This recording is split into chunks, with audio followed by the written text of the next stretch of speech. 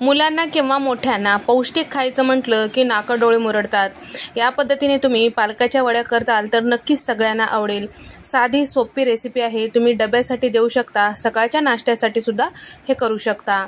चला तर मग रेसिपीला सुरुवात करूया। तर इथे मी 2 मध्यम आकाराच्या जोड्या स्वच्छ निवडून घेतलेला आहे, त्यानंतर ते धुवून घेतलेलं आहे आणि या पद्धतीने बारीक असं याला चिरून घेतलेलं आहे। तर आपल्याला वड्यामध्ये टाकण्यासाठी ठेचा तयार करून घ्यायचा आहे। तर इथे मी 8 ते 10 लसणाच्या पाकळ्या, 2 इंचाचं आलं, 10 ते 12 हिरव्या मिरच्या यामध्ये टाकून घेतलेला आहे। सोबतच कढीपत्त्याची 10 ते 12 पानं सुद्धा यामध्ये टाकून घेतलेला आहे। तर कोथिंबीर सुद्धा यामध्ये टाकून घेतलेला आहे। पाणी न टाकता याचा ठेचा तयार करून घ्यायचा आहे। व्हिडिओमध्ये दाखवलेल्या वाटीने साधारण 6 वाट्या इथे चिरून घेतलेला पालक झालेला आहे। त्याच वाटीने इथे मी 1 वाटी बेसन पीठ, अर्धी वाटी इतकं तांदळाचं पीठ टाकून घेतलेलं आहे। त्याचबरोबर तयार करून घेतलेलं ठेचा यामध्ये टाकून घेतलेला आहे आणि पावडर मसाले यामध्ये टाकून घ्यायचे। तर पावडर मसाल्यामध्ये अर्धा चमचा इथे मी भाजलेल्या जिऱ्याची पूड, चमचाभर धने पावडर, अर्धा चमचा हळद इथे मी टाकून घेतलेला आहे, चवीपुरतं मीठ टाकलेलं आहे। तर इथे आपल्याला आता हे सगळं एकजीव करून घ्यायचं आहे।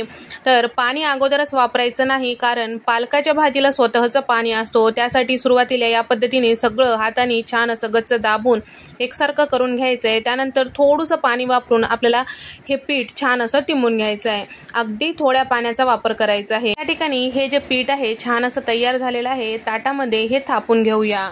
पालकाच्या वड्या करण्यासाठी आपण ज्या ताटामध्ये हे पीठ थापून घेत आहोत त्या ताटाला थोडंसं आपल्याला तेल लावून घ्यायचं आहे। तर या ठिकाणी या ताटाला मी इथे तेल लावून घेतलेलं आहे आणि तयार करून घेतलेलं जे वडीचं पीठ आहे ते सगळं छान असं व्यवस्थित सगळीकडून पसरून घ्यायचं आहे। सगळं छान व्यवस्थित पसरून घेतल्यानंतर इथे मी वरच्या साईडला थोडीशी पांढरे तीळ टाकत आहे, म्हणजे दिसायलाही वडी सुंदर दिसते। तर या ठिकाणी छान व्यवस्थित वरच्या साईडला थापून घ्यायचं आहे। आता हे जे वडीचं पीठ आहे आपल्याला वाफून घ्यायचं आहे। त्यासाठी इथे मी जाडबुडाची कढई घेतलेली आहे। कढईमध्ये पाणी टाकून घेतलेलं आहे आणि स्टँड ठेवून घेतलेला आहे। आता या पाण्याला छान उकळी आली की गॅसचा फ्लेम मध्यम ठेवून आपल्याला हे वडीचं ताट यामध्ये ठेवायचं आहे। त्यानंतर झाकण लावायचं आहे आणि त्याचबरोबर 15 मिनिटं आपल्याला मध्यम गॅसवर हे वाफून घ्यायचं आहे। लक्षात ठेवा, गॅसचा फ्लेम मोठा करायचा नाही आणि जेव्हा आपण या कढईवर ताट झाकतो ते अगदी बरोबर मापाचं असायला पाहिजे, म्हणजे याचा वाफ जाता कामा नये। तर या ठिकाणी 15 मिनिटानंतर आपली जे वडीचं पीठ आहे छान असं वाफल्या गेलेलं आहे। सुरीने चेक करूया। इथे आपली जी सुरी आहे छान असं क्लीन निघत आहे, म्हणजे पीठ छान वाफल्या गेलेलं आहे आणि जे पिठाचा रंग आहे ते सुद्धा चेंज झालेला आहे। आता हे ताट आपल्याला काढून बाजूला ठेवायचं आहे। थोडंसं थंड झाल्यानंतर आपल्याला हे वड्या कट करून घ्यायचं आहे। तर इथे जास्त थंड केलेला नाही, कोमट गरम असते वेळेसच इथे मी वड्या कट करून घेत आहे। तर या ठिकाणी हे वड्या मस्त असे आपले तयार झालेले आहे, तुम्ही बघू शकता। मस्त अशी जाळीदार ही वडी तयार झालेली आहे। तुम्ही असं देखील खाऊ शकता किंवा याला तळून खाऊ शकता, पण इथे आपण पौष्टिक वडी बनवत आहोत त्यासाठी थोडंसं तेलावर परतून घेत आहे, म्हणजे मुलांनाही आवडेल आणि मोठ्यांनाही आवडेल। तर या ठिकाणी 2 चमचे तेल मी पॅनमध्ये टाकून घेतलेलं आहे। अर्धा चमचा मोहरी, अर्धा चमचा जिरं यामध्ये छान फुलू द्यायचं आहे।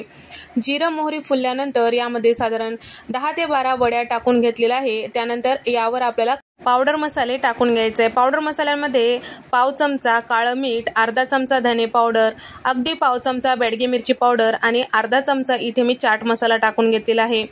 घेतलेले सगळे मसाले आता या वड्यावर टाकून घेतलेला आहे आणि आपल्याला छान असं या वड्यावर हे पावडर मसाले कोटिंग करून घ्यायचं आहे, म्हणजेच व्यवस्थित असं याला लावून घ्यायचं आहे। या पद्धतीने आपल्याला पॅनमध्ये जे वडे आहेत खालती वरती करून सगळं छान एकसारखं आपल्याला परतून घ्यायचं आहे। 1 मिनिटभर आपल्याला मोठ्या गॅसवर हे परतून घेतल्यानंतर इथे आपले वडे तयार झालेले आहेत। तर हे तुम्ही टोमॅटो सॉस सोबत खाऊ शकता, नुसतं जरी खाल्लं तरी खूप छान लागतं। तुम्हाला हा व्हिडिओ कसा वाटला नक्की कमेंट करून सांगा। व्हिडिओ आवडल्यास व्हिडिओला लाईक करा, चॅनलला सबस्क्राईब करा आणि अशाच मस्त खमंग रेसिपीजमध्ये भेट देऊया।